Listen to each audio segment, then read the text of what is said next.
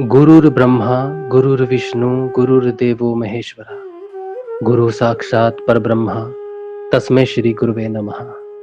तस्मै श्री गुरुवे नमः। तस्मै श्री गुरुवे नमः। चलिए जयकारा लगाएंगे सब मिलके। कौन लगाएगा जयकारा? मैं सर। आप लगाओगे? और कौन लगाएगा? मैं लगा देता हूँ। प्रताप भी लगाएंगे। राज भाई, अच्छा राज भाई मैं लगाता हूँ। चलिए प्रताप जी को लगाने दीजिए, साथ में सुजल भी लगा देंगे। ठीक है सुजल, चलिए। बोलिए समर्थ सदगुरुदेव संतरे रामलाल जी शाह की जय। जय श्री अवतारी महायोगी बाबा श्री गंगेनाथ जी की जय। जय दसम अवतार कल्कि अवतार की जय। जय सनातन धर्म की जय। जय मौलाना धाम की जय। जय रामसर धाम की जय। जय काजलवास धाम की जय। जय माँ आदिशक्ति गुरुमाई की जय। जय जय श्री गुरुदेव, जय श्री दादा गुरुदेव, जय श्री गुरुदेव, जय श्री दादा गुरुदेव, जय श्री दादा गुरुदेव, जय माता गुरुदेव, जय श्री दादा, जय श्री राधे राधे। चलिए राधे राधे एक नया ऐड हो गया है। राधे जय गुरुदेव साहब। हाँ सुजल भाई। ठीक है क्या सर, ध्यान का मैं आज इसी से चालू किया हूँ। ये देखो। हाँ जी, अच्छा ये आपको मुद्रा हुई आज? नहीं, मैं इसी मुद्रा में था शुरू से। हाँ अच्छा अच्छा। बात तो 10 मिनट ध्यान लगा था मेरा, हाथ हो गया। और अच्छा। संजीवनी मंत्र में क्रिया भी 10 मिनट में शांत हो गया। देखो इस मुद्रा में ऐसा कर सकते हैं क्या? नहीं, अगर तो अपने आप हुआ है ठीक है। नहीं मैं क्या हूँ, ऐसे ही किया हूँ। अच्छा, आपने किया है, कोई बात नहीं। वो आप जब तक कुंडलिनी क्रिया नहीं करवाती है तब तक आप जिस सहज आसन में बैठना चाहो, जैसी श्रद्धा है आपकी, वैसे आप बैठ सकते हो। तो ऐसे बैठ सकते हैं ना? हाँ 15 कोई मिनट बात नहीं, कोई दिक्कत नहीं, ऐसे बैठ सकते हो। फिर हाँ। यहाँ से फिर ये ऑलरेडी ऐसे आ गया सर। फिर मैं हाँ कोई बात नहीं, जब कुंडलिनी माँ क्रिया करवाएगी ना तो वो हाथ अपने आप आ जाएंगे अपने हिसाब से। जब तक आपकी जैसी इच्छा है, जैसे बैठना चाहते हो वैसे बैठ जाओ, कोई दिक्कत नहीं। नहीं सर, मैं YouTube में देखा था, किसी ने ना ध्यान का इस तरीका भी देखा था। मैं अच्छा कल ही देखा हूँ मैं, इसलिए आज से चालू किया हूँ ऐसा वाला। कोई बात नहीं, वो आपको जो अच्छा लगता है आप वैसे बैठ जाओ। जब माँ ने कोई क्रिया करवानी है तो वो करवा लेगी। जब तक आप जैसा चाहो, जैसा अच्छा लगता है वैसा आप बैठो, कोई दिक्कत नहीं इसमें। नहीं है ना इसमें? नहीं कोई प्रॉब्लम नहीं है, क्यों होगी प्रॉब्लम? हम लोग सहज आसन में बैठते हैं। गुरुदेव बोलते हैं आप जैसे आप कुर्सी पे बैठना है कुर्सी पे बैठ जाओ, बेड पे बैठ जाओ, नीचे जैसे आपको लगता है। वो माँ अपने आप आपको कर लेगी जो करना है। जब तक वो नहीं करती तब तक हमारी जैसी इच्छा, श्रद्धा, विश्वास या जैसे बैठना चाहे बैठ जाएंगे। गुरुदेव ने कोई पाबंदी नहीं लगाई किसी भी चीज़ पे, फ्री छोड़ दिया, आप जैसे चाहो वैसे बैठो। मैं एक जगह पढ़ा था सर हाँ कि गुरुदेव ने ना ये इस हालत में अंगद ने 6 साल तक बैठा था उसने आसन ध्यान इसी हालत में। अच्छा अच्छा 6 साल तक बिना खाए पिए। अच्छा अच्छा अच्छा। तो मैं सोचा सर मेरे को 15 ही मिनट बैठना है। हाँ ये हठ योग की प्रक्रिया है। हठ योग में कई ऋषि मुनि जो रहते हैं ना, योगी रहते हैं, साधु रहते हैं, कोई अपना एक हाथ उठा के रखता है, ठीक है। हाँ। तो कोई सिर्फ खड़ा रहेगा, सोएगा नहीं। उनके अपने अपने प्रण होते हैं, 10 साल 12 साल इस तरह से वो प्रण लेते हैं हठ योग में। और हाथ ऊपर उठाते हैं ना जब हम, तो हमारी श्वास नालिकाएं बदल जाती हैं, ठीक है। वो जब दोनों हाथ ऊपर उठाते हैं ना तो वो किसी तरह से अपने श्वास प्रश्वास पे नियंत्रण करते हैं। हर हठ योग में जो भी आसन या मुद्रा लगती है वो प्राणायाम को सही दिशा देने के लिए या प्राणायाम को अपनी हिसाब से गतिमान करने के लिए की जाती है, ताकि ऊर्जा वहाँ जाए जहाँ जहाँ वो चाहते हैं। इसीलिए योगासनों का जो है वो महत्व होता है कि आप अपनी कौन सी नाड़ी के माध्यम से अपने शरीर में क्या देना चाहते हो। सुषुम्ना नाड़ी जो है वो समवर्ती है, ईड़ा ठंडक पैदा करती है, पिंगला नाड़ी जो है वो गर्मी पैदा करती है शरीर में। तो आप कैसे उसको मेंटेन करना चाहते हो, या ये जैसे कहते हैं ना यम नियम आसन, फिर आता है प्राणायाम। तो आसन मुद्राएं जो होती हैं वो प्राणायाम को लक्षित करती हैं। इसीलिए कोई ऐसे बैठता है तो वैसे बैठता है, तो उसको मालूम है कि अगर मैं हाथ ऊपर रख के बैठा हूँ तो मेरी कौन सी प्राण मैं कहाँ लेके जाना चाहता हूँ। ऊर्ध्व करना चाहता हूँ। ठीक है, आप बैठो, आपको जैसी इच्छा है, कोई बात नहीं। सारे भाव। एक बात और पूछना था सर। हाँ जी। अभी कम से कम 2-4 दिन हो गया गुरुदेव का आज्ञा चक्र में दर्शन नहीं हो रहा है। तो मेरे को तो अपने ऊपर डाउट है कि मेरे में आज्ञा चक्र है कि नहीं है, ये भी मेरे को डाउट हो रहा है अपने आप का। ऐसे नहीं होते दर्शन सुजल, मैं तो बहुत बार बोलता हूँ आपको, ऐसे नहीं होते दर्शन जैसे आप सोचते हो। आप उनका, गुरुदेव कहते हैं ना, मेरे को यहाँ सोचो, मेरे को यहाँ ध्यान करने की कोशिश करो। जिस दिन मैं दिख जाऊँ, हाँ, जिस दिन मैं दिख जाऊँगा ना, उस दिन आपका काम हो जाएगा। अच्छा। वो तो जब तक नहीं दिखते तब तक आपने कोशिश करनी है। सभी ऐसे ही हैं सुजल। हाँ, मतलब फील करना है कि यहाँ पे गुरुदेव या दादा गुरुदेव फील बैठे करना है। हैं। सिर्फ हमें ध्यान के लिए हम अपनी चेतना को आज्ञा चक्र पर रखें और गुरुदेव पे रखें। इसीलिए बोला जाता है कि गुरुदेव का ध्यान करो आज्ञा चक्र पर। अच्छा। इसीलिए इमेजिन करने के लिए, अपनी चेतना को स्थिर करने के लिए कहा जाता है। जहाँ हमारा मन होगा ना, वहीं हमारी चेतना दौड़ती है मन के हिसाब से। मन खाने में होगा तो खाने की तरफ दौड़ेंगे, मन सोने में होगा तो सोने की तरफ दौड़ेंगे। तो मन को क्या करते हैं, आज्ञा चक्र पर केंद्रित करते हैं, ताकि चेतना आज्ञा चक्र पर जाए और दुनिया से ऊपर उठे। ये दुनिया से ऊपर का बिंदु है। तो यहाँ पर मन को लाने का अर्थ है मन को दुनिया से बाहर लेके जाना। लेकिन वो दिख जाएगा तो उसका अर्थ कुछ और है। वो दोनों चीज़ें अलग है। ठीक है, ध्यान को केंद्रित करना और उसके दर्शन हो जाना, वो ध्यान को केंद्रित करना एक प्रक्रिया है, एक प्रोसेस है, एक रास्ता है, और उसका दिख जाना प्राप्ति है, उसकी प्राप्ति। प्रार्थना भी किया हूँ सर, माफी भी मांगा हूँ बहुत 5 मिनट तक कि गुरुदेव का आज्ञा चक्र में दर्शन दो करके, फिर भी नहीं हुआ है, मेरी मांग पूरी नहीं हुई है। आप करते रहो, ध्यान करो, प्रार्थना करो, जरूर गुरुदेव दर्शन देंगे आप। आप करते रहो, ध्यान करते रहो, लेकिन उदास मत हो। गुरु भाई सारे चक्र सबके अंदर है, चिंता ना करो कि आपके चक्र आपके अंदर नहीं है। इसी दुनिया के हो आप भी।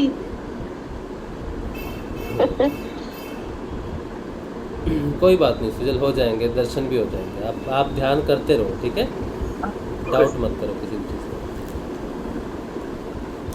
चलिए सेशन शुरू करते हैं, सत्संग शुरू करते हैं आज का। तो गुरुदेव श्री रामलाल जी स्याग कल की अवतार है, वो हमें दीक्षा देते हैं संजीवनी मंत्र की। संजीवनी मंत्र को हमें जितना हो सके उतना जाप करना है मन में, बिना होंठों जीभ हिलाए, और 2 समय ध्यान करना है गुरुदेव जी का, सुबह और शाम खाली पेट। अगर खाना खा लिया है तो 3 घंटे बाद, 3, साढ़े 3, 4 घंटे बाद आप ध्यान कर सकते हो। उसका कारण ये है कि कई बार खाना हैवी हो जाता है तो ध्यान लगता नहीं, और अगर लग जाएगा, कोई क्रिया हो जाएगी, तो हो सकता है उल्टी हो जाए खाने से, ठीक है, भारी होने से। तो आपको ध्यान खाली पेट करना है, ठीक है।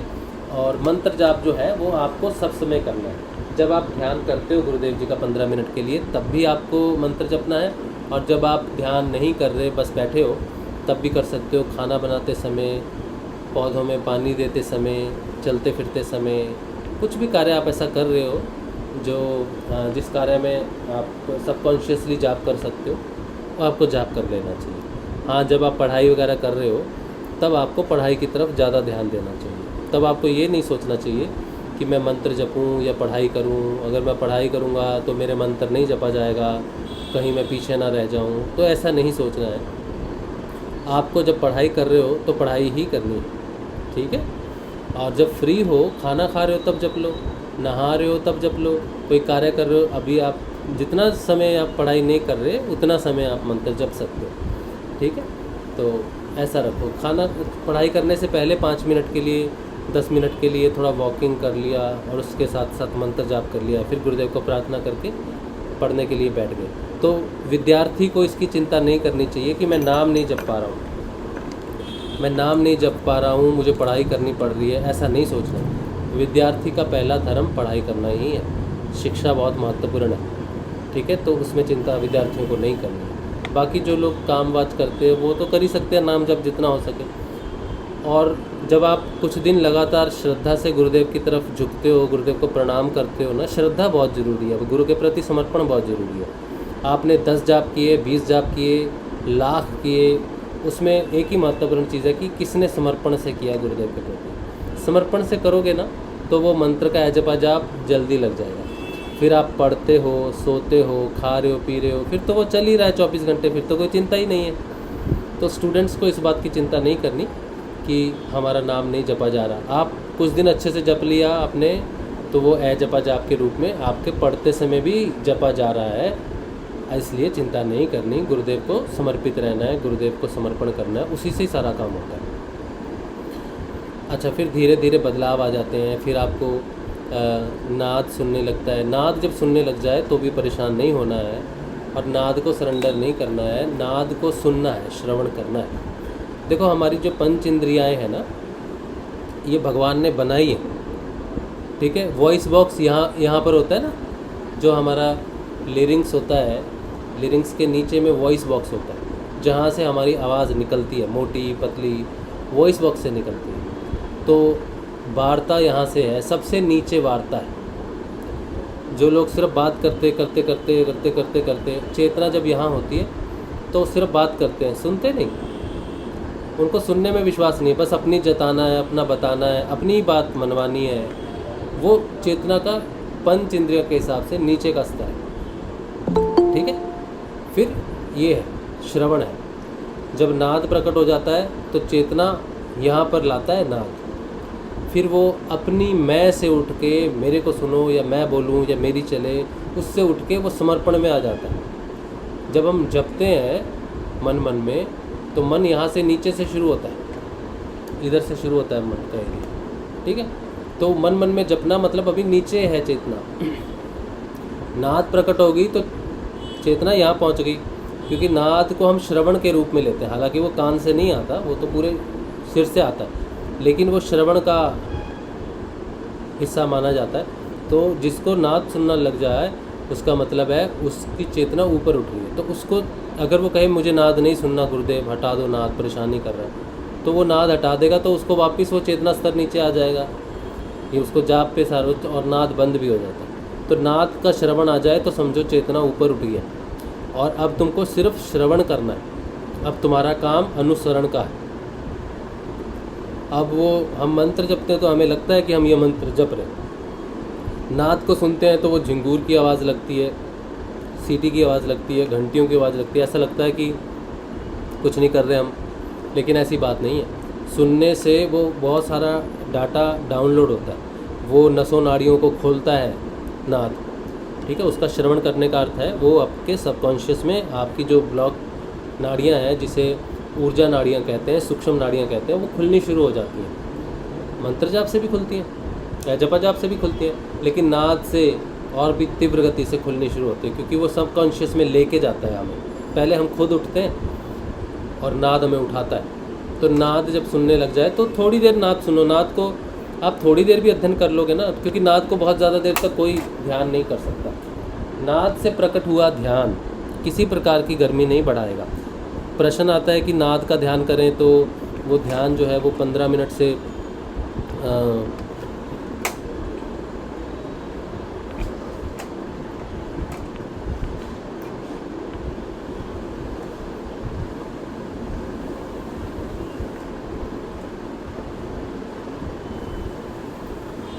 जब हम मंत्र जाप करते हैं तो 15 मिनट का जाप करते हैं, तो कहते हैं 15 मिनट से ज़्यादा आपको ध्यान नहीं करना है। तो जब हम ध्यान करते हैं तो हमें 15-15 मिनट ही बैठना है। लेकिन नाद जब सुनते हैं, नाद को सुनना ही ध्यान है। तब वो जो ध्यान है ना, मच्छर में काटना, मच्छर है तेरे बैग को मार दो। तो नाद को जब हम सुनते हैं उससे ध्यान घटित होता है, तो वो ज़्यादा देर तो हम सुन ही नहीं सकते, क्योंकि वो सबकॉन्शियस में ले जाता है, या निद्रा आने लगती है, या फिर आपको ध्यान लग जाता है। तो उससे गर्मी प्रकट नहीं होगी, क्योंकि वो ध्यान ऊपर से लग रहा है आपका। आप उसको कुंडलिनी की सहायता से हीट ऊर्जा को ऊपर उठा नहीं रहे, इसलिए वो हीट बढ़ती नहीं, वो नीचे उतरता है, डिवाइन नीचे उतरती है, तब ध्यान लगता है सबकॉन्शियस में। तो उससे आपके शरीर में गर्मी पैदा नहीं होती। तो आप नाद को जितना चाहे सुन सकते हो। रात को ज़रूर सुनना चाहिए, सोने से पहले थोड़ी देर सुनना चाहिए। आप थोड़ी देर सुनोगे ना, आप वैसे ख्यालों में चले जाओगे। वो बहुत मुश्किल है उसका अनुसरण करना, लेकिन उसको सुनना चाहिए। उसको सुनना ही, ध्यान से सुनना ही अनुसंधान है, और वो बहुत कार्य करता है। हमें उतना महसूस नहीं होता, लेकिन कार्य करता है। ठीक है। तो गुरुदेव संजीवनी मंत्र देते हैं, उसका जाप कीजिए, जितना हो सके उतना कीजिए। नाद आया तो नाद को सुनिए, जब नाद को नहीं सुन सकते, बैठे हैं कहीं ऐसे बैठे हैं तो नाम जप लीजिए, कोई दिक्कत नहीं है, कोई टेंशन नहीं है, तो ये भी कर सकते हैं। ठीक है, तो ये दो चीज़ें हैं ध्यान में जो होती है। मेरा फ़ोन देना पड़ेगा। अच्छा चलो, अब जो है प्रश्न कुछ है तो ले लेते हैं। एक प्रश्न तो आया है मेरे पास कल के सेशन के ऊपर, वो प्रश्न ले लेते हैं। दो प्रश्न हैं, वो मैं ले लूँगा। अगर आपका कोई प्रश्न है, किसी वजह से आप कुछ बात करना चाहते हैं तो आप पूछ लीजिए, तो फिर बाकी फिर मैं कल के सेशन से एक दो प्रश्न है वो लूँगा।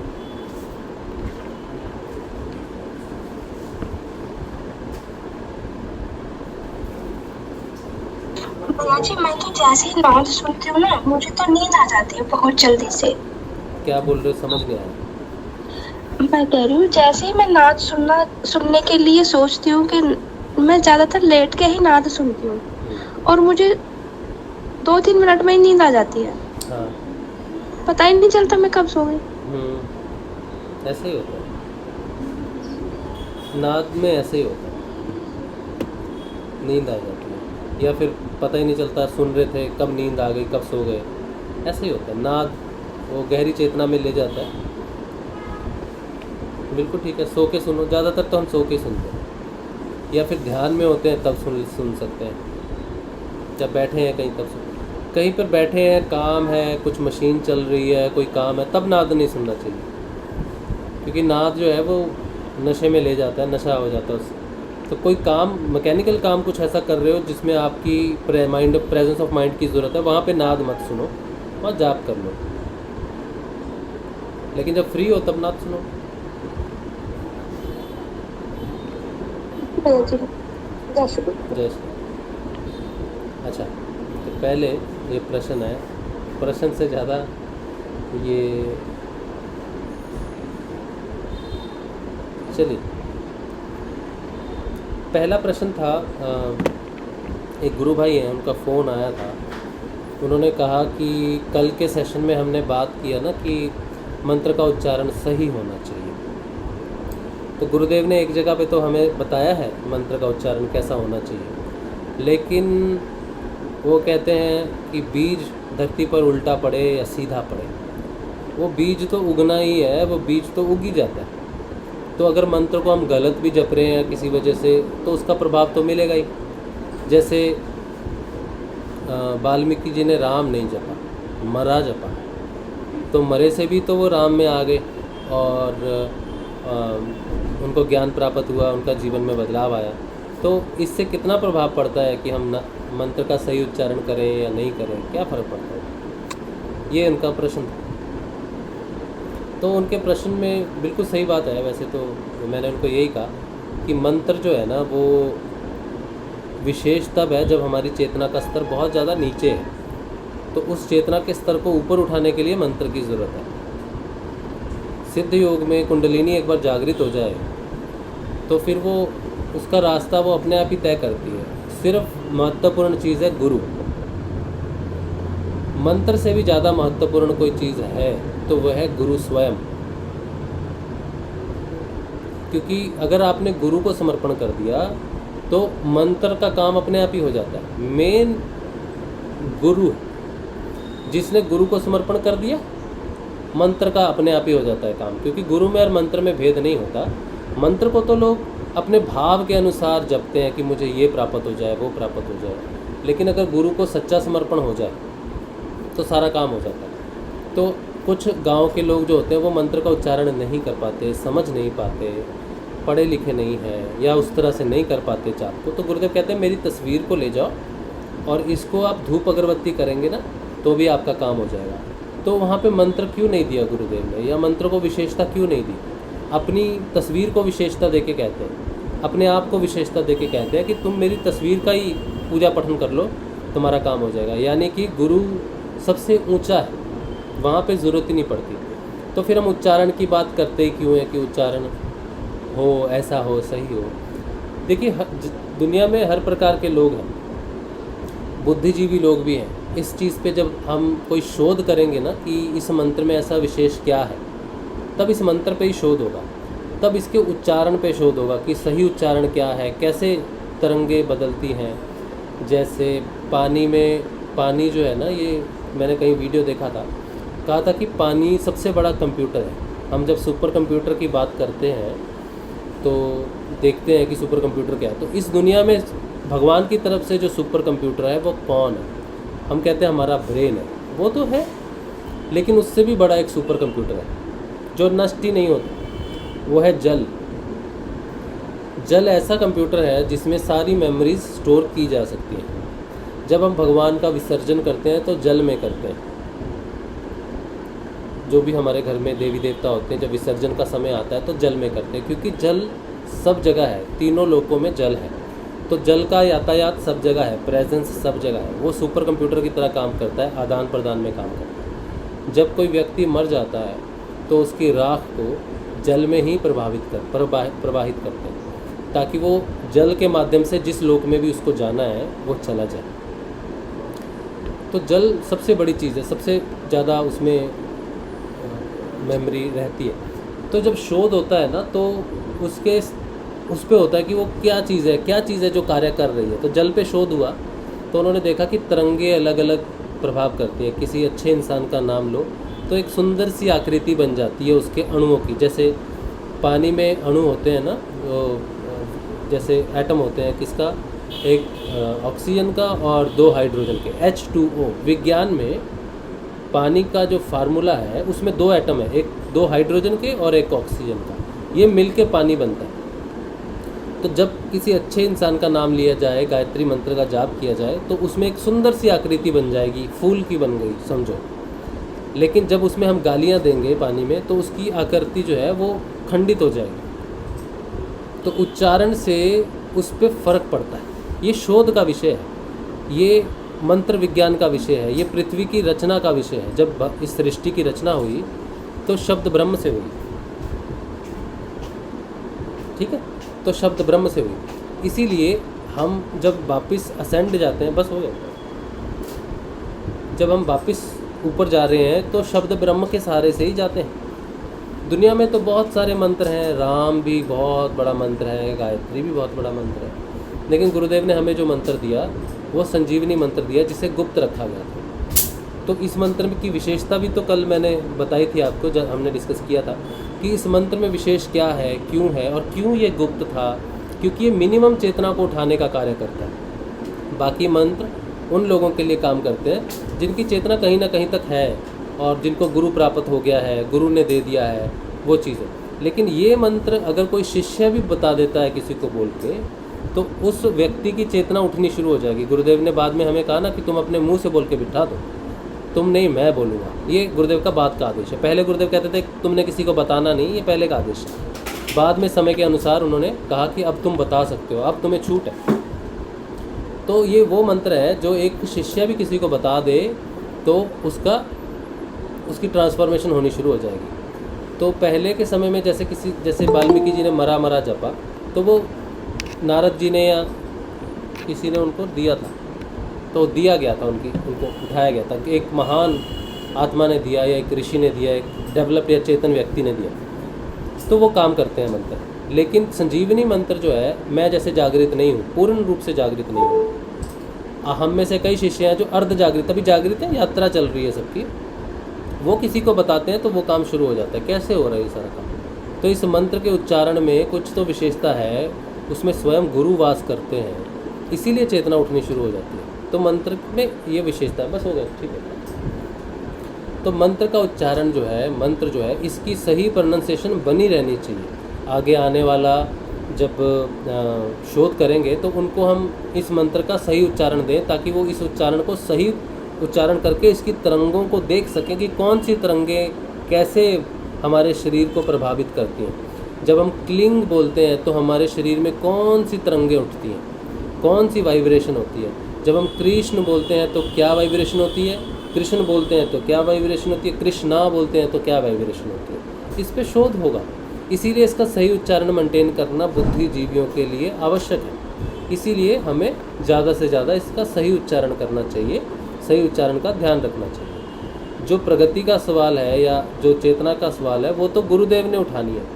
वो बात वहाँ पर आज ठीक है कि बीज कैसा भी डालोगे उसको अंकुरित होना ही है, तो वो गुरु पे समर्पण का कार्य है। लेकिन शोध का भी तो विषय है ना, गुरुदेव की तस्वीर का भी शोध होगा। गुरुदेव ने कहा ना मेरी तस्वीर शोध का विषय है, संजीवनी मंत्र शोध का विषय है।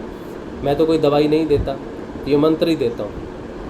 मंत्र भी नहीं दूँ तो तस्वीर दे दूँ तब भी हो जाता है। तो ये क्यों होता है, इस पर शोध करो। ये तो गुरुदेव ने कह दिया, अब आने वाले 50 साल में हो, 10 साल में हो, कैसे भी हो होगा, तब पता चलेगा, तब सही उच्चारण की ज़रूरत पड़ेगी। लेकिन आज अगर किसी को सही उच्चारण नहीं पता होगा, रिकॉर्डेड नहीं होगा, या आज बताया नहीं जाएगा, लोगों को समझाया नहीं जाएगा शिष्यों के माध्यम से, तो वो दिक्कत होगी। ठीक है, अभी जो कल मैंने बात की थी, जो जोधपुर आश्रम की वेबसाइट पे जो मंत्र है उसके स्पेलिंग गलत है।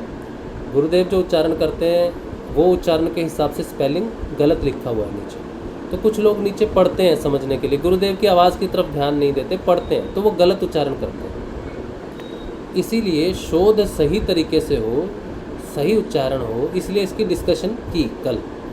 तो आपको सही उच्चारण करना है, ठीक है, और गुरु के प्रति समर्पित रहना है, ये बात है पहली। अच्छा, दूसरी बात, एक गुरु बहन ने, राजेश्वरी टेलर, इनकी एक बात मेरे को अच्छी लगती है कि जब इन्हें मेरी बात कोई पसंद नहीं आती तो ये लिखती ज़रूर है, मुझे बताती ज़रूर है। ऐसे कम से कम 100 200 या इससे भी ज़्यादा लोग हैं, 200 से भी ज़्यादा होंगे, 500 होंगे शायद। 500 लोग ऐसे हैं जो जिनको मेरी बात अगर अच्छी नहीं लगी तो वो मुझसे पूछते नहीं कि आपने ऐसा क्यों कहा, और वो मन मुटा के चले जाते हैं। तो कहते हैं मुंह सुजा लिया, चला गया, बोला नहीं। तो ऐसे लोग हैं जो बात भी नहीं करते, और फिर मुझे दुख भी होता है। ऐसा नहीं कि नहीं होता, दुख भी होता है जाने का। लेकिन मेरी बंदिश ये है कि मैं उन्हें फ़ोन नहीं कर सकता, उन्हें बुला नहीं सकता, नहीं तो मेरी जवाबदेही हो जाएगी कि मैं बुलाता हूँ फ़ोन कर करके, और वो मुझे अलाउड नहीं है। ना तो मैं किसी को बुला सकता हूँ फ़ोन करके, और ना ही मैं किसी को कह सकता हूँ कि तुम मत आओ। इसीलिए बहुत सारे व्यक्ति ऐसे थे जो आते थे, बाद में उनका आना बंद भी हो गया किसी वजह से। एक व्यक्ति है जिसको मैंने कहा होगा कि मत आओ, ठीक है, उसका बहुत बड़ा रीज़न है, उसका बहुत बड़ा रीज़न है, और ना आना ही अच्छा है, ठीक है। लेकिन अदरवाइज़ मैं कभी नहीं किसी को कहता कि आप आओ या नहीं आओ, ये आप पे डिपेंड करता है, ये गुरुदेव पे। अगर गुरुदेव का सत्संग है, अच्छा नेटवर्क चला गया, तो हम बात कर रहे थे प्रश्न की। तो पहला प्रश्न तो ये था कि तो पहला प्रश्न जो था वो था उच्चारण के लिए कि उच्चारण कितना ज़रूरी है। अब दूसरा प्रश्न जो कल के सेशन से था, और अच्छा प्रश्न है बहुत, ये है राजेश्वरी बहन का, ये है, इन्होंने जो लिखा है मैं वो आपको पढ़ के सुना देता हूँ। आप कई लोग सहमत होंगे इनसे। ये कह रही है, जय श्री गुरुदेव। गुरु भाई, आज शाम के सेशन में गुरुदेव का भूत चिपक गया, जिसका हेडिंग था, उस सेशन में आपने नॉन वेजिटेरियन खाने की बात कही। यह बात बिल्कुल गले से नहीं उतरती। एक वैष्णव कभी मांस मदिरा का सेवन नहीं करता या नहीं करना चाहिए। आपका यह वाक्य कि मेरा नॉनवेज खाना आप बंद करवा दोगे तो मैं भी आपकी फ्रूटी और अन्य पेय पदार्थ खाने को नहीं दूंगा। अभी ये बात बहुत महत्वपूर्ण है जो लाइन इन्होंने लिखी है। इन्होंने कहा, आपका यह वाक्य कि मेरा नॉनवेज खाना आप बंद करवा दोगे तो मैं भी आपको फ्रूटी और अन्य पेय पदार्थ खाने को नहीं दूंगा। यह वाक्य भी नॉनवेज के प्रति आपका प्रेम बता रहा है। किसी भी धार्मिक ग्रंथ में नॉनवेज को पवित्र आहार नहीं माना। उस चीज़ का आप कान्हा को भोग नहीं लगा सकते। यह बिल्कुल अच्छा नहीं लगता। माखन, मिश्री, दूध पीने वाले कान्हा कभी नॉनवेज नहीं खा सकते। माना कि वह हर प्राणी मात्र में मौजूद है, लेकिन जिस तरह स्थान विशेष पर विशेष रूप में वह पूजित है, वृंदावन में कृष्ण रूप में, अयोध्या में राम रूप में, काशी में विश्वनाथ रूप में, उसी प्रकार अवतार विशेष के उसका विशेष भोजन भी होता है।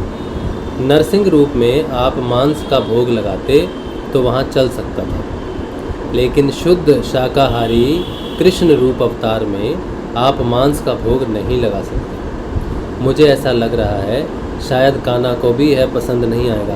अच्छा क्या बताया नहीं मुझे तुम्हें? कोई भी धर्म ग्रंथ मांस का भोग लगाने की आज्ञा नहीं देता। स्वयं गुरुदेव जी ने भी कभी मांसाहार नहीं किया। यह ज्ञान नहीं, कोई मन की चाल है। आप एक बार विचार जरूर करें।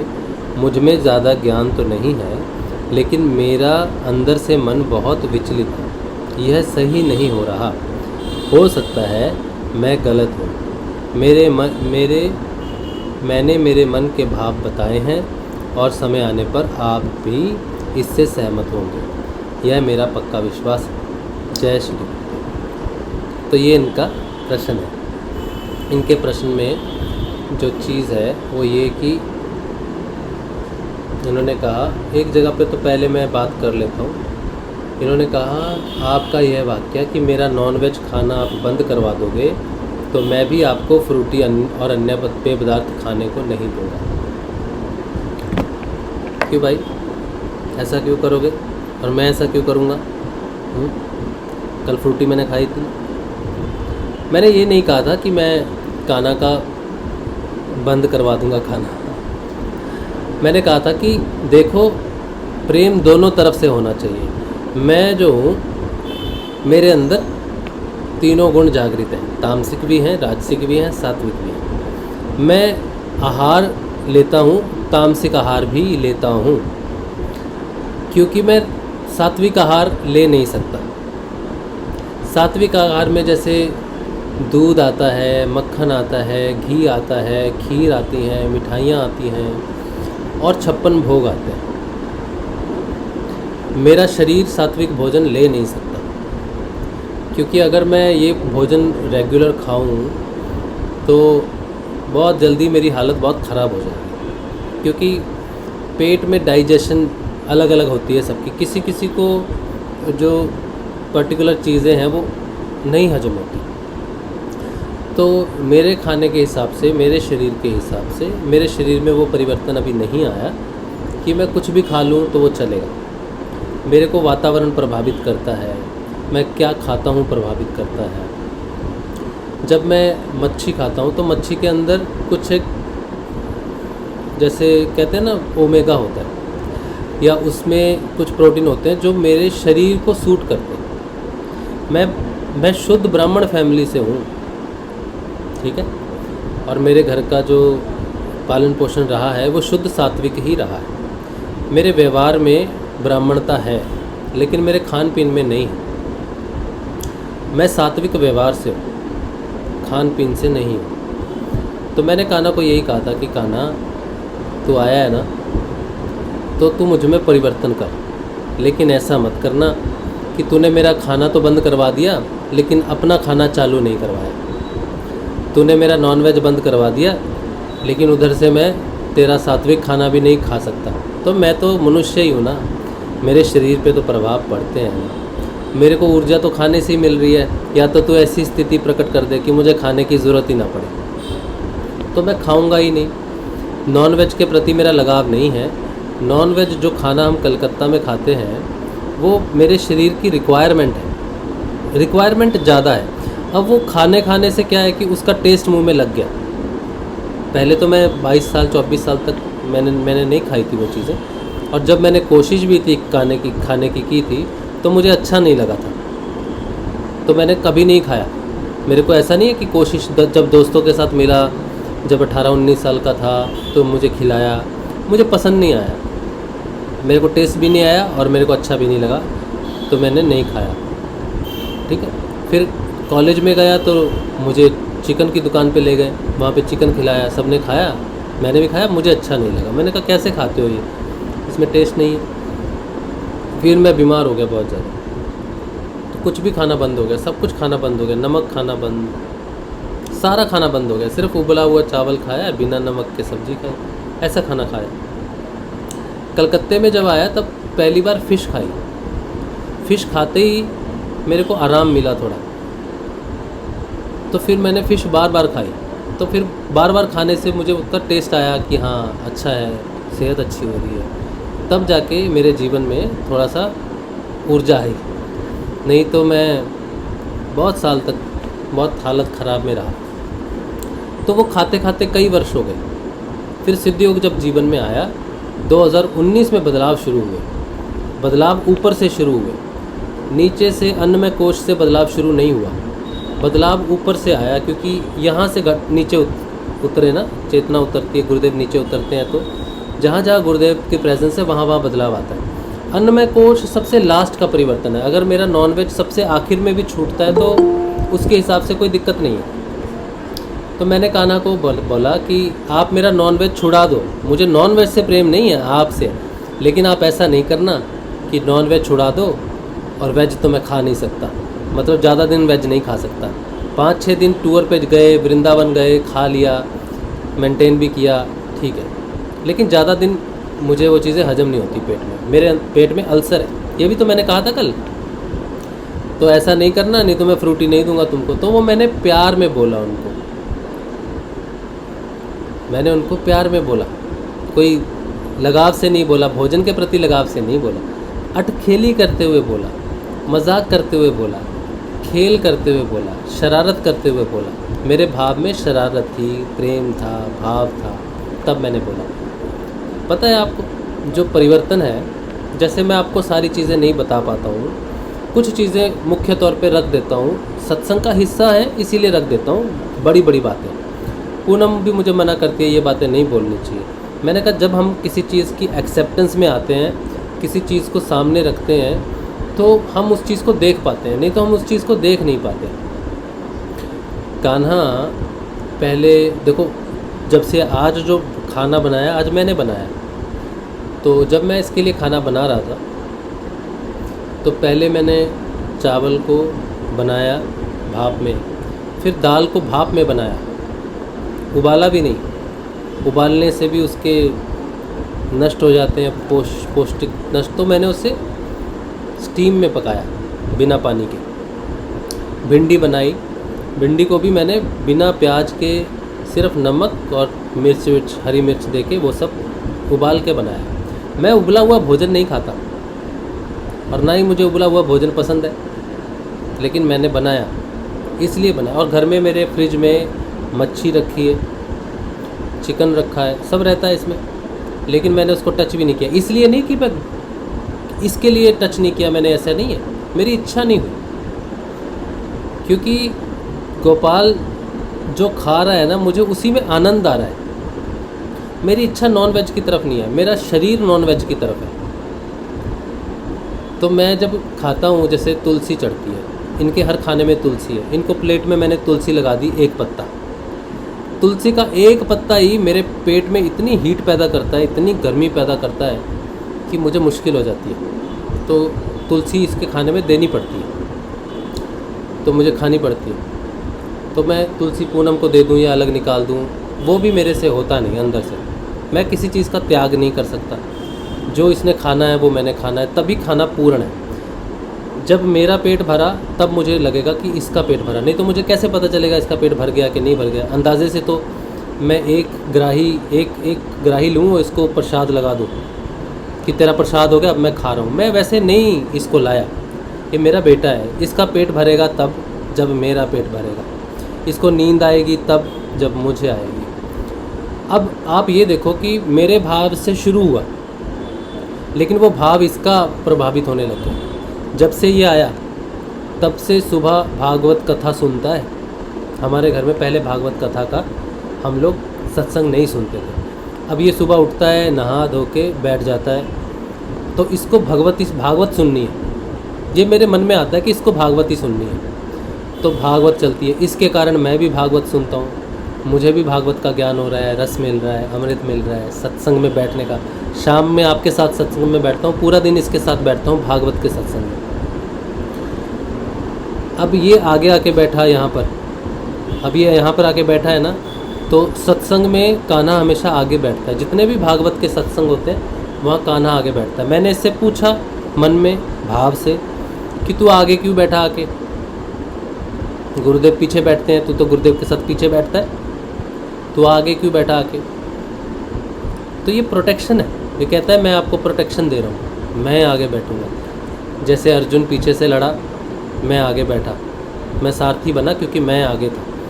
सारे वार सारे प्रहार मैंने अपने ऊपर लिए, उसके ऊपर नहीं आए। तो तुम्हारे पे जो वार हो रहे हैं सत्संग करते समय, तुम्हारी निंदा होती है, तुम्हारे जो विरोध में चीज़ें होती हैं, वो सारी चीज़ें होती है ना, मैं आगे बैठूँगा ना तो मैं लूँगा। गुरुदेव सब लेते हैं, लेकिन तुम पे प्रभाव पड़ता है ना, अब नहीं पड़ेगा। तो ये आगे बैठा, इसका प्रयोजन आगे बैठने का सिर्फ ये है कि मैं कुछ भी बोलूं तो मेरे ऊपर अगर कुछ बात उठे तो ये अपने ऊपर ले ले। ये तो परिवर्तन है ना। अच्छा, फिर जब मैं इसके लिए खाना बनाया आज, तो खाने में टेस्ट ज़्यादा है नहीं, उबले हुए खाने में कैसे टेस्ट हो सकता है। लेकिन जब मैंने इसको खिलाया, उसमें मैंने घी डाला। घी भी मैं ज़्यादा नहीं खाता, मिनिमम खाता हूँ। लेकिन इसको मैं बिना टेस्ट के खाना कैसे खिलाऊँ। ये तो 56 भोग लगाता है ना जगन्नाथपुरी में, तो मेरे घर उबला हुआ खाना कैसे खाएगा। तो मैंने इसको घी डाल के खिलाया। जब मैं खाता हूँ और उबले हुए खाने में मुझे टेस्ट आया, बहुत टेस्ट आया, मुझे इतना स्वाद लगा खाना। उबली हुई दाल में थोड़ा बहुत तड़का जीरा का वो सब डाल दिया पूनम ने। मैंने जब खाया तो मुझे इतना स्वाद लगा कि मैं आपको बता नहीं सकता। तो इसके लिए मैंने खाया। मुझे उतना स्वाद मटन चिकन में नहीं आता। चिकन तो मुझे अच्छा नहीं लगता, खाना पड़ता है मजबूरी में। हाँ, फ़िश मुझे खाने में थोड़ी टेस्टी लगती है, लेकिन वो भी मजबूरी में खानी पड़ती है मुझे फिर भी। लेकिन आज इसके साथ मैंने उबला खाना खाया। क्यों खाया? क्योंकि मेरे मन में था कि जो मेरा कान्हा खुशी से खाएगा ना, वो मैं खाऊँ। तो बदलाव इसका तब होगा जब इसमें और मुझ में कोई फ़र्क नहीं रहेगा, क्योंकि इसमें बदलाव की कोई गुंजाइश है नहीं, मेरे में ही है। तो जब तक मेरे में और उसमें भेद ख़त्म नहीं होगा, मेरे अंदर के जो गुण हैं या फिर जो ऐसी चीज़ें हैं जो सही नहीं हैं, वो कैसे ख़त्म होगी। अगर मेरे अंदर इसने ट्रांसफॉर्मेशन कर दिया और मैं ये ना बन सका, तो मेरे होने ना होने का क्या लाभ। तो मेरा ही ट्रांसफॉर्मेशन होना है। मेरा ट्रांसफॉर्मेशन तब हो सकता है जब ये भाव रूप से उस स्तर पे आ जाए, उतने नीचे के स्तर पे आ जाए जितने नीचे के स्तर पे मैं हूँ। जिसका स्तर तो बहुत ऊंचा है, वहाँ पहुँचना मेरे लिए कैसे संभव हो सकता है। तो इसको ही तो आना पड़ेगा ना नीचे। गुरु रूप में आया है ना नीचे हमें पकड़ने के लिए, हम तो नहीं पहुँच पाए ऊपर। तो इसी तरह से ये कृष्ण जो है, जो परिवर्तन हमें दे रहा है, ये इसको देना पड़ेगा। इसको मेरा जैसा बनना पड़ेगा पहले, तब तो मेरा इसके साथ योग हो सकता है ना। मैं इसके साथ योग तब करूं जब मैं इसके जैसा हो सकूं, लेकिन वो तो मेरे लिए संभव नहीं है। तो पहली शुरुआत इसको करनी पड़ेगी, इसको मेरे जैसा बनना पड़ेगा। फिर जब मेरे जैसा बन जाएगा, तब मुझे बदलाव से अपने जैसा बनाएगा। ये प्रक्रिया होनी चाहिए। तो जब ये ऐसे व्यक्ति के घर में आया जो व्यक्ति मांसाहारी, क्या ये इतना मूर्ख है कि इसे पता नहीं कि मैं मांसाहारी हूँ। और मैं तो इसे लेने नहीं गया, ये स्वयं आया। ये जानता था कि ये जो व्यक्ति आया है ये बीमार है, ये जो व्यक्ति आया ये गुणों में फंसा हुआ है, ये मांसाहार करता है, इसको सब पता है। उसके बावजूद भी तो आया। ये सिर्फ इसलिए आया कि मैं इसे प्रेम करता हूँ, सच्चे हृदय से करता हूँ। मेरे पास प्रेम के अलावा कुछ भी नहीं है जो मैं इसे दे सकूँ। अब ये उसकी वैल्यू करता है या सात्विक खाने की वैल्यू करता है, ये इस पे डिपेंड करता है। इसे किस चीज़ की ज़्यादा ज़रूरत है, मेरे प्रेम की या सात्विक आहार की ज़रूरत है। तो मैं इसे प्रेम से खिलाता हूँ, जो भी खिलाता हूँ। अभी ये आसन पे सोता है, यहाँ पर आसन पे सोता है। अब ये आसन पे भी नहीं सोता, अब ये मेरी बगल में सोता है। वैसे तो मैं वीडियोस नहीं बनाता हूँ, क्योंकि मुझे लगता है कि फिर वो दिखावे का रूप ले लेता है। लेकिन आज मैंने एक वीडियो रिकॉर्ड किया था छोटा सा, शायद इसीलिए किया। ऐसे ही मैंने किया है, दिखाने के लिए नहीं किया, पर ऐसे ही किया था। मैं आपको दिखाता हूँ।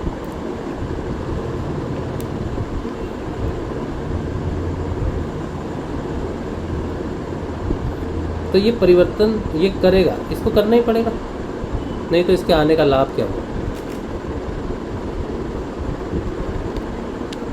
एक वैसे मैंने इसमें बनियान पहनी हुई है, इसके लिए मुझे क्षमा करना, मैंने वो सोच के नहीं बनाया था।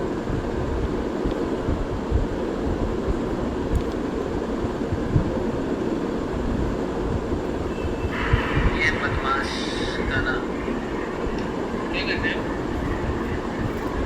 सो रहा है इसको, इसका अलग से बनाया है सब सिस्टम। इसको वहाँ नहीं सोना है, इसको यही सोना है। एक कैसे पैर उठा के सोना, इसको झूले में नहीं सोना, इसको अपनी जगह पे नहीं सोना, इसको मेरे को परेशान करना है। हैं? चुप क्यों रहा है? बाहर दिखा सब बदमाशी को। तो इसको मेरे साथ ही सोना है, खा पी के मस्त। हाँ? क्या खाया? दाल, चने की दाल उबली हुई, उबाल के फिर तड़का लगवाया, फिर भिंडी खाई, वो भी मिर्च वाली भिंडी खाई। शर्म नहीं? छोटा बच्चा भी भिंडी खाता है, मिर्च वाली होगी। तो मेरे लिए बनाई थी मैंने, तूने क्यों खाई? बता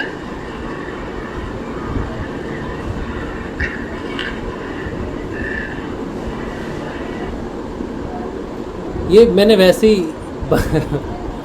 वैसे ही मैंने वीडियो बनाया था कि हम लोग दोनों सो रहे हैं, कैसे करके खाना खाया। तो लोग तो कितना प्रेम करते हैं खाना को, उसके लिए झूला बनाते हैं, बहुत अच्छी अच्छी जगहें बनाते हैं, सोने के पालने बनाते हैं, चांदी का सिंहासन बनाते हैं, बहुत कुछ करते हैं। मैंने देखा ना, गुरु बहनों के घर में गया, वैसे भी मैं इंटरनेट पे देखता हूँ कितने बड़े बड़े आसनों पे कितने प्रेम से रखते हैं, लेकिन दूर रखते हैं।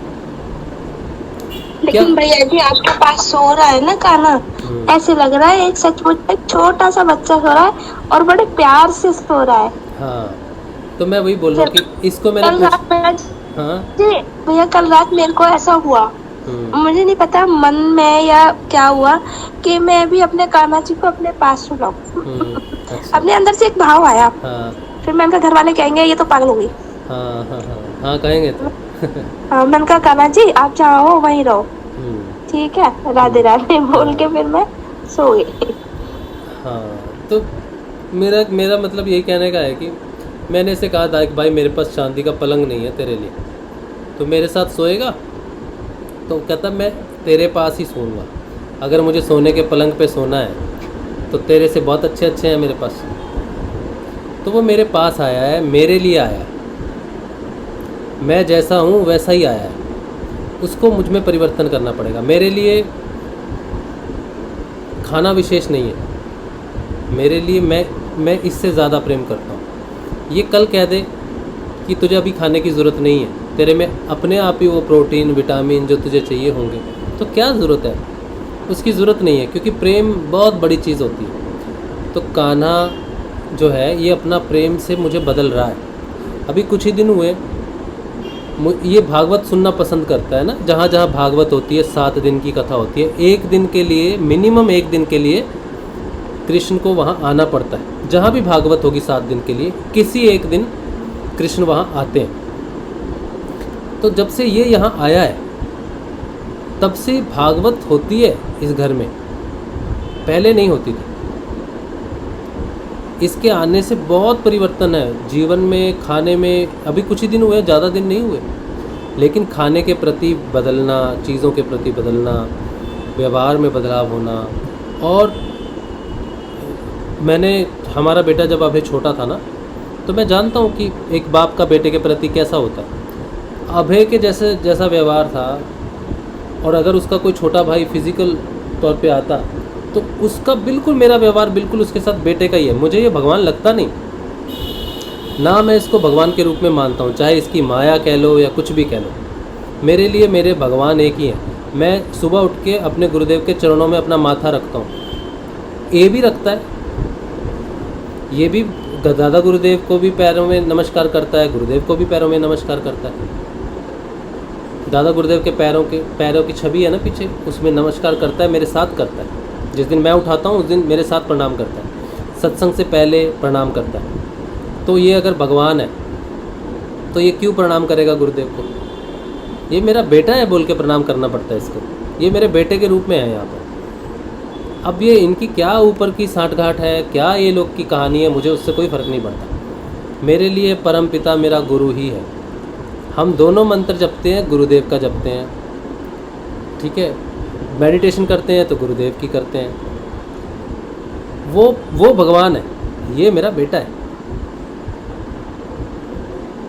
तो मैं तो प्रेम ही चाहिए भैया जी, कुछ नहीं चाहिए। अगर राम प्रेम के प्यासे ना होते तो सबरी के पास नहीं जाते झूठे बेर खाने। बिल्कुल सही बात है, अगर प्रेम के पैसे नहीं होते तो नहीं जाते।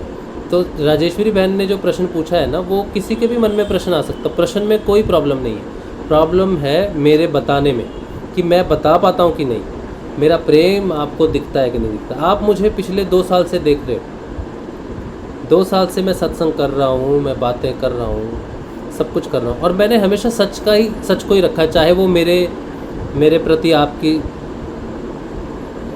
इसको बढ़ाए कि हाँ ये व्यक्ति ऐसा है, चाहे मेरे प्रति घृणा पैदा करे, चाहे प्रेम पैदा करे, मैंने इसकी कभी कोशिश नहीं की है, कभी चिंता नहीं की। मैंने हमेशा सत्य को ही रखा है, सत्संग में हमेशा सत्य को रखा है, ठीक है। तो आप 2 साल से देख रहे हो कि मैं अपने आप को प्रिटेंड नहीं करता या मैं अपने आप को बचाने की कोशिश नहीं करता, उसकी ज़रूरत ही नहीं है। जहाँ पर सत्य है वहाँ पर बचाव ऑलरेडी है।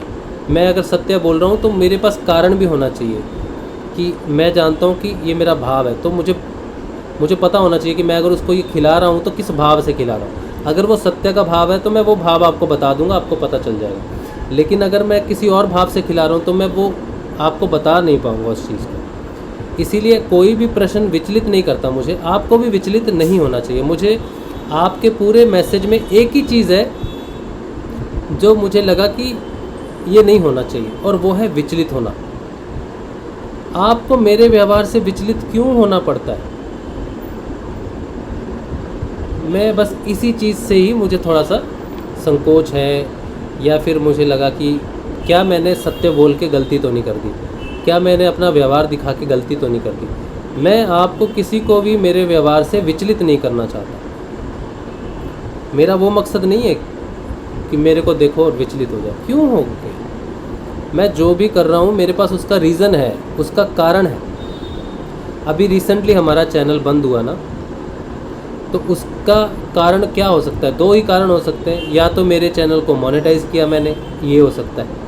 लोग कहते हैं, अभी उन्होंने मुद्दा बनाया, वो वीडियो काट के डालते हैं कि राजशिव पैसे मांग रहा है, मोनेटाइज़ कर रहा है, गुरुदेव से पैसे कमा रहा है। ये उनका अधिकार है, उनको जो मौका चाहिए था वो मौका मैंने उनको दिया, बोल के दिया। और सेशन में बोला मैंने, ओपनली बोला। ये तो लाइव यूट्यूब पे हो रहा है ना, ये तो छुप छुपा के नहीं हो रहा। तो मैं तो बोल रहा हूँ, बता रहा हूँ, आप सबको बता रहा हूँ कि मैंने चैनल को मोनेटाइज़ किया। और उसका कारण क्या था, मैंने क्यों मोनेटाइज़ किया, मैंने वो भी बताया।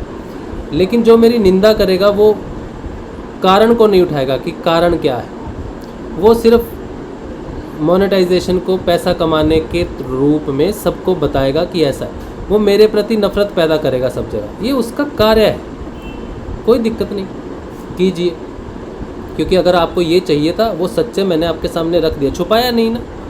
बस मेरे लिए वही सत्संग है। दूसरा मैंने बताया कि ईर्ष्या के कारण भी वो लोग करते हैं ऐसा, तो वो भी कारण बताया कि हाँ क्यों है ईर्ष्या। चलो ठीक है, वो आपका कार्य है, आपको करना चाहिए। मेरा कार्य है, मैं करूँगा, उसमें कोई दिक्कत नहीं। इस सत्संग में मैं जो भी रखता हूँ वो ट्रांसपेरेंसी के साथ और सत्य के साथ रखता हूँ।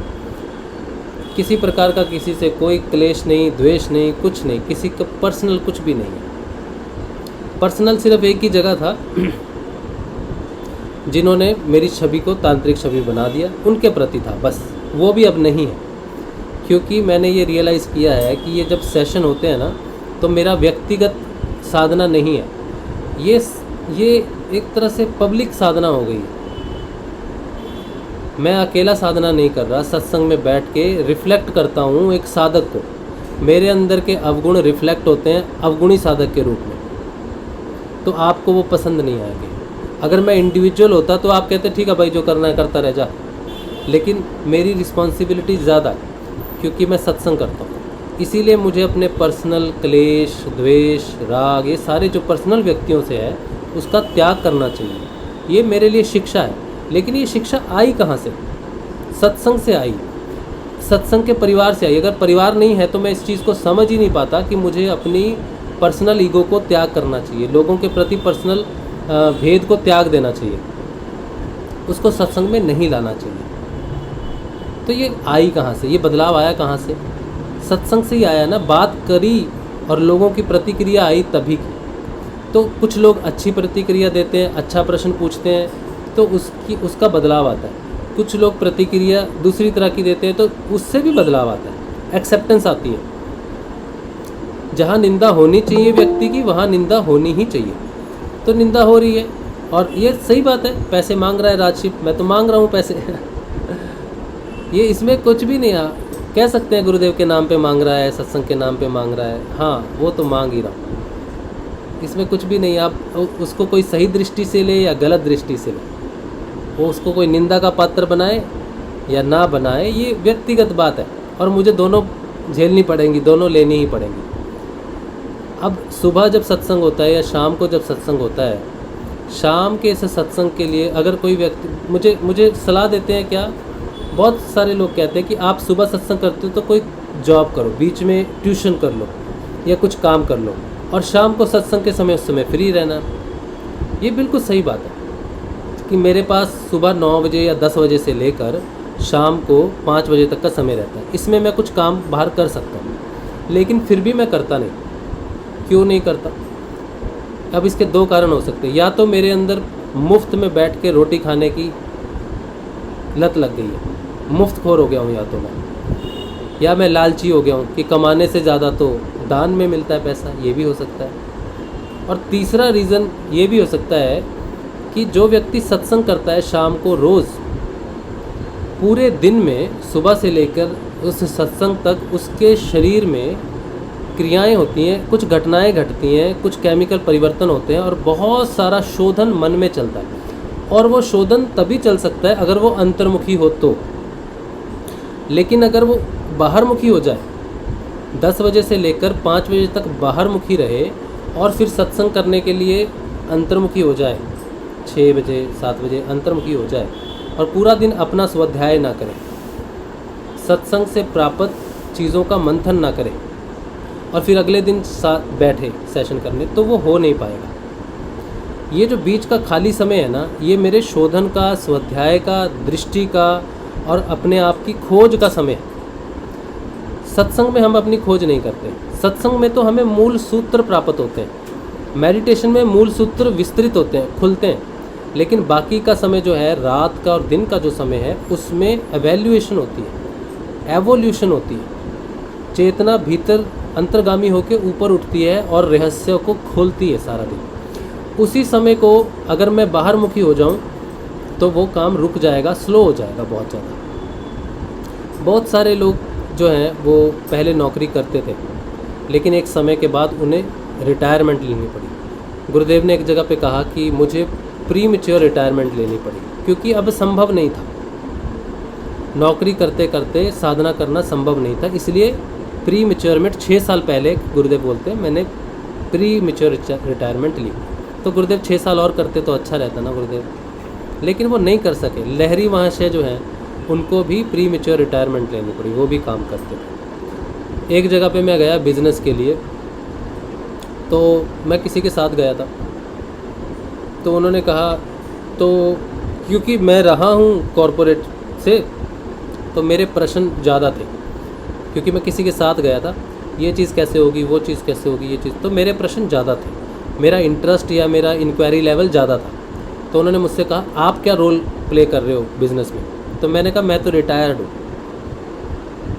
तो वो कह रहा है कि फिर इतने प्रश्न आप पूछ रहे हो, सब कुछ कर रहे हो, तो मेरा इंटरेस्ट होगा, कुछ होगा। लेकिन मैंने कहा नहीं, मैं रिटायर्ड हूँ। फिर बाद में भी उनका फ़ोन आया कि आप क्या सोच रहे हो? मैंने कहा मैं रिटायर्ड हूँ भाई, मैं नहीं आ सकता इसमें। तो मैंने अपने आप को रिटायर कर लिया है और मैं चाहकर भी नहीं कर पा रहा। पूरा दिन, कुछ दिन से, जिस दिन से पिछले 2 महीने से जो हमें धन की हानि हुई है, बहुत ज़्यादा हानि हुई है धन की, इसीलिए मैंने मोनेटाइज़ किया था कि घर का खर्चा चले, बच्चे की फ़ीस देनी पड़े, क्योंकि मेरा भी तो घर है, मेरा भी तो संसार है, मेरा भी तो परिवार है। तो मैं गुरुदेव को पैसा कमाने के लिए यूज़ नहीं कर रहा, ये सत्य है। लेकिन मोनेटाइज होना या गुरुदेव के प्रति दान लेना, ये भी सत्य है। कोई मुझे मदद करता है कि राज भाई आप करो, हम आपकी मदद करते हैं, तो किस लिए देता है? सत्संग के लिए देता है ना, गुरुदेव के लिए देता है ना, मुझे तो कोई नहीं देता। देता तो सिर्फ इसलिए है कि मैं गुरुदेव का कार्य कर रहा हूँ, तो गुरुदेव का कार्य चलता रहे इसलिए देता है। अब इसको किस दृष्टिकोण से देखना चाहते हैं? मेरे लालच के रूप में देखना चाहते हैं, या मेरी साधना के रूप में देखना चाहते हैं, या इसलिए कि मेरी साधना व्यक्तिगत नहीं होकर सार्वजनिक हो गई है? जिसकी जैसे सोच है वो वैसे ही सोचेगा भैया जी। सोचने दीजिए, कोई दिक्कत नहीं है, सबको फ्रीडम है, जिनको जैसे सोचना है, क्योंकि एक ही बात के कई पक्ष निकलते हैं। आप फ्री हो, आप हर तरह से सोचने से फ्री हो आप, और मुझे सारा एक्सेप्टेंस में लेना ही पड़ेगा। कोई निंदा करता है तो मुझे सहनी ही पड़ेगी, हाँ सत्य तो है, उसका अर्थ आप कुछ भी निकालते हो, लेकिन बात तो वही है, उसको प्रेजेंट कैसे करते हो आप, वो डिपेंड करता है। तो मैं ये समझा हूँ कि मेरी साधना व्यक्तिगत साधना नहीं है। कोई मेरी बुराई भी करे या निंदा भी करे तो मैं नहीं कर सकता, क्योंकि लोग ये नहीं देखते कि कोई मेरी बुराई कर रहा है। सत्संग में वो सुनते हैं कि मैं बुराई कर रहा हूँ, ये प्रभावित करती है उनको, तो मुझे नहीं करनी चाहिए बुराई। मेरे शब्द या मेरी साधना व्यक्तिगत नहीं है। अब इसका रियलाइजेशन मुझे कल हुआ, जब एक गुरु बहन से मैं बात कर रहा था, उनका फ़ोन आया, उन्होंने कहा आपके सेशन देखते हैं, बहुत अच्छे लगते हैं, सारी क्वेरीज़ के हल होते हैं, सब बात उन्होंने कही, लेकिन मेरे शोधन के लिए, वो सारे सत्संग उनके लिए, सारा शोधन उनके लिए, एक शोधन उन्होंने मेरा कर दिया। उन्होंने एक बात कही, 2 घंटे हमारी बात हुई, एक बात, सिर्फ एक लाइन की बात थी कि मुझे आपका एक सेशन अच्छा नहीं लगा जिसमें आपने ये बात कही, उसमें मैंने शायद किसी के बारे में कुछ कहा। एक बात, मैंने अभी तक 2500 ना 2600 सत्संग किए हैं, उसमें से सारे सत्संग में से एक सत्संग के बीच में 10 मिनट की वार्तालाप प्रभावित कर गई, और वही मेरे शोधन का कारण है। एक सिर्फ तिल मात्र, अगर दूध में एक तिल छोड़ दो काले रंग का तो वो दिखता है, दूध की विशेषता खत्म हो जाती है एक काले तिल की वजह से। तो सत्संग जो इंसान करता है, उसके व्यवहार में एक तिल मात्र भी संशय या बुराई रह जाए तो वो सत्संग पूर्ण नहीं होता। वो मेरा शोधन है। लोग सत्संग करते हैं। विवेकानंद भी जब बाहर गए थे तो उन्होंने ज्ञान की व्याख्या दी थी, तब उनको धन मिला था, तब उनका सर्वाइवल हुआ था, उन्होंने नौकरी नहीं की। और जितने भी संत हैं या फिर जितने भी सत्संग करते हैं लोग, भागवत का सत्संग होता है, सब चीज़ों का सत्संग होता है, वो जब सत्संग करते हैं तो वो क्या नौकरी कर रहे? मैं देख रहा हूँ कि मैं व्यक्तिगत साधक नहीं हूँ, मैं सार्वजनिक साधक हूँ, या मैं सत्संग कर रहा हूँ, तो मेरे को नौकरी करने का विंडो है कहाँ? और मैं इसे छोड़ भी नहीं सकता। मेरी दिक्कत, सबसे बड़ी मुसीबत मेरी ज़िंदगी की बन गई है ये, कि मैं इसे छोड़ भी नहीं सकता और छोड़ने की हिम्मत भी नहीं है। इसको छोड़ने का अर्थ है अपने प्राणों को छोड़ देना, ये हालत है। इसलिए मैं कह रहा हूँ मैं छोड़ नहीं सकता। इसलिए नहीं कि मैं इसे छोड़ना चाहता हूँ, इसलिए कि अगर मैंने इसको छोड़ दिए तो मेरे प्राणों का कोई मूल्य नहीं। इसको छोड़ना, प्राणों को छोड़ देना। अब मैं कहाँ जाऊँ? फंस गया हूँ। तो अब ये है तो है, अब ये दिक्कत है तो है, पता नहीं कैसे सॉल्व होगी, पता नहीं है कैसे सॉल्व होगी, लेकिन अब इसको कैसे भी रिप्रेजेंट कर दिया जाए। तो मैं जो बोल रहा हूँ कि मैं कान्हा के साथ प्रेम करता हूँ या नॉन वेज खा रहा हूँ या खिला रहा हूँ, तो वो सत्य घटना है। उसको आप गलत तरीके से भी ले सकते हो, उसको आप मेरे प्रेम के रूप में, मेरी सत्यता के रूप में, और मेरा परिवर्तन। आज मैंने कहा, कल मैंने कहा कि मैं नॉन वेज खाता हूँ, आज से 100वें सत्संग में हो सकता है कि उसका पूर्ण परिवर्तन सामने हो जाए। लेकिन व्यक्ति को पता होना चाहिए कि ये व्यक्ति कहाँ से शुरू हुआ था। मेरा सत्य उसको पता होना चाहिए, मेरी जड़ उसको पता होनी चाहिए, तब उसके बाद उसके फल का मूल्य होगा कि 100 सत्संग के बाद परिवर्तन आया। तो ये गुरु सियाग सिद्ध योग में ये चीज़ें होती हैं, तब सिद्ध योग उठेगा। मेरे परिवर्तन से उठेगा, आपके परिवर्तन से उठेगा। आपकी स्टार्टिंग पॉइंट अच्छी नहीं हो सकती, उसमें बहुत सारी चीज़ें हैं, सबको पता है, लेकिन अंतिम पॉइंट अच्छा होना चाहिए। लेकिन लोगों को पता कैसे चलेगा कि आपका पहला पॉइंट कौन सा है और लास्ट पॉइंट कौन सा है? उसमें डिफरेंस क्या है, आप कहाँ से उठे हो, क्या परिवर्तन है। मैं ये नहीं कह रहा कि आज मैं नहीं काम कर पा रहा तो सारे साधक एक दिन काम नहीं कर पाएंगे, सारे नहीं, जो व्यक्तियों को जिम्मेदारी मिलेगी ना वो नहीं कर पाएंगे। 100 में से 10 लोग तो होंगे जो प्रचार के लिए जिनको जिम्मा उठाना पड़ेगा, उनको 90 लोगों की सहायता की ज़रूरत पड़ेगी। 90 लोग काम करेंगे, 10 लोगों को उठना पड़ेगा, प्रचार के लिए जाना पड़ेगा, वो उनका कार्यभार है, उनका पालन पोषण करना गुरु का कर्तव्य है। गुरु का काम है कि वो कैसे अपने परिवार के कुछ हिस्सों से दूसरे हिस्से का पालन पोषण करता है, ये गुरु की रिस्पॉन्सिबिलिटी है। उन 10 का लालच नहीं है, उन 10 को ड्यूटी वही मिली है।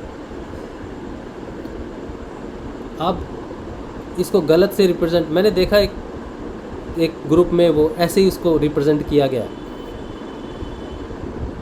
मैंने डिसाइड किया ठीक है, अगर ये भी गलत है, मांगना भी गलत है, तो मैं नहीं मांगता। अगर तू सबका पालन पोषण ऐसे ही करता है ना, तो मैं मांगना भी छोड़ दूंगा, मांगना भी छोड़ दूंगा। अब तू संभाल ले, कैसे करना है, क्या करना है, तू संभाल। अगर वो भी सत्संग में किसी भी प्रकार से सत्संग को दाग लगा रहा है या सत्संग को बुरी तरह से प्रस्तुत करने में मदद करता है, तो मेरा ये फ़र्ज़ बनता है कि सत्संग को किसी भी रूप में गलत में रिप्रेजेंट किया ही ना जा सके, वो मेरी रिस्पॉन्सिबिलिटी है। तो मैं अपनी रिस्पॉन्सिबिलिटी निभाता हूँ, अब तू अपनी देख ले। तो ये परिवर्तन आपके साथ है, आप हो तो है, ये सार्वजनिक है, इसलिए सत्संग परिवर्तन का कारण है। पर्सनलाइज्ड होता तो ना तो आपका परिवर्तन संभव है, ना मेरा परिवर्तन संभव है। इसीलिए सत्संग सत्य का है, सत्य के साथ का है।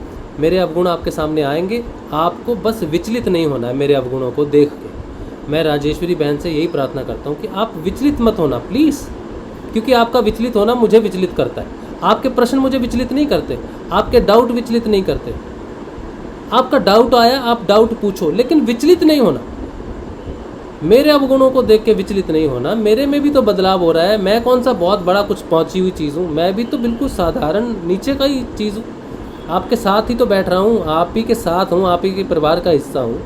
अगर मैं उच्च कोटि का होता तो आपके साथ सत्संग करता ही क्यों, बैठता ही क्यों? अगर आपके साथ बिठाया है तो आपकी क्लास का ही हूँ ना, तो मेरी वजह से आप विचलित क्यों हुए? बस विचलित नहीं होना। प्रश्न आए, प्रश्न पूछ दो। मुझे आपका प्रश्न किसी भी भाषा में होगा, मुझे ख़राब नहीं लगेगा। अगर वो सत्य है और मेरी तरफ से उसको मैं एक्सप्लेन कर सकता हूँ तो मैं करूँगा। लेकिन आपके विचलित होने का जो समय बर्बाद हो गया, एक दिन रात और एक क्षण के लिए भी विचलित जो आप हुए, उसका तो कोई समाधान हो ही नहीं सकता, क्योंकि वो समय तो बीत गया। और मेरे कारण किसी का समय खराब हो गया या विचलित हो गया तो उसका बोझ पड़ता है। तो मैं जो भी कहता हूँ, साधारण मनुष्य हूँ, बहुत ही सारे झंझटों में फंसा हुआ हूँ, फिर भी सत्संग करने बिठाया है, तो मेरे अवगुण नहीं आएंगे बाहर, तो मैं उनका शोधन कैसे करूँगा? उनको आने दो, लेकिन उनका प्रभाव अपने ऊपर मत डालो। उससे विचलित मत हो, ये मेरी प्रार्थना है आपसे। बस इतना ही मैं कहना चाहता हूँ, ठीक है? चलो, अभी समय आज तो बहुत ज़्यादा हो गया, 8:20, लेकिन बीच में वो समय ख़राब भी हो गया, इंटरनेट चला गया था, तो वो पोर्शन मैं काट दूंगा जब मैं रिकॉर्डिंग डालूँगा इसका, ठीक है? तो आज का सत्संग उम्मीद है कि हमें व्यक्ति विशेष के प्रति ना लेके जाके एक सामाजिक तौर पे साधना को समझने में हेल्प करें। एक व्यक्ति विशेष के कारण से हम विचलित ना हो, बल्कि एक सामाजिक रूप से उसको सुधारने की कोशिश करें कि हम में क्यों वो चीज़ें होती हैं या हमें क्यों कुछ चीज़ें प्रभावित करती हैं। किसी मनुष्य के जीवन में वो चीज़ उस स्तर पे हो सकती है, हमारे जीवन में वैसी सोच नहीं हो सकती। भाव तो अलग अलग होते हैं, अलग अलग लोग भाव से खाना बनाते हैं। माँ बनाती है बच्चों के लिए अच्छा बनेगा, पिता बनाता है कि आज माँ से अच्छा बनाऊंगा, भक्त बनाता है कि भगवान के लिए सात्विक अच्छा और शुद्ध खाना बने और बिल्कुल हाइजीनिक खाना बने। एक बिजनेसमैन खाना बनाता है कि आज धन कमाना है पैसे से बहुत अच्छा, ज़्यादा क्वांटिटी में बनाओ, क्वालिटी की फिक्र मत करो, क्वांटिटी में बनाओ। एक शादी ब्याह में परिवार में लोग खाने जाते हैं कि भाई 500 रुपये दिए हैं, खाना तो अच्छा होना चाहिए। एक पिता जब बेटी की शादी का खाना बनाता है तो कहता है पैसा कितना भी लग जाए भाई, खाना अच्छा होना चाहिए। तो सारी चीज़ों में भाव है। एक पिता जिस भाव से खाना बनाता है, बाराती उस भाव से नहीं खाते। बाराती तो अपना मूल्य लेने के लिए आते हैं कि हमने 1000 रुपये दिया है, खाना ऐसा दिया तुमने। लेकिन एक पिता पूरी कोशिश करता है कि भाई मेरे बजट में रहना और अच्छा खाना बनाना। तो खाना एक ही है, पिता का भाव अलग था, हलवाई का अलग था और बारातियों का अलग था। और उसमें जितने भी लोग आए हैं, कोई लड़की की तरफ से, कोई लड़के की तरफ से आए हैं, उन सब के भाव उस खाने को खाते समय अलग होंगे। सिर्फ दूल्हा और दुल्हन है जिसको खाने की चिंता नहीं होगी, उनको कहना है भाई जल्दी जल्दी निपटाओ। सबके अपने अपने भाव हैं खाने के प्रति, ठीक है। तो इसी तरह से भक्ति और सत्संग में भी अपने अपने भाव से ही मनुष्य बैठता है, इसलिए विचलित नहीं होना, ठीक है। प्रश्न पूछना, और बहुत अच्छी बात है प्रश्न पूछना चाहिए डाउट का, ठीक है। चलिए, तो आज का सत्संग यहीं रखते हैं हम लोग। कल मिलेंगे हम लोग सुबह के टाइम में, सुबह 6:30 बजे। जय श्री गुरुदेव, जय श्री दादा, जय श्री जय श्री, जय माता जगती, जय माता, जय श्री राधे। जय श्री।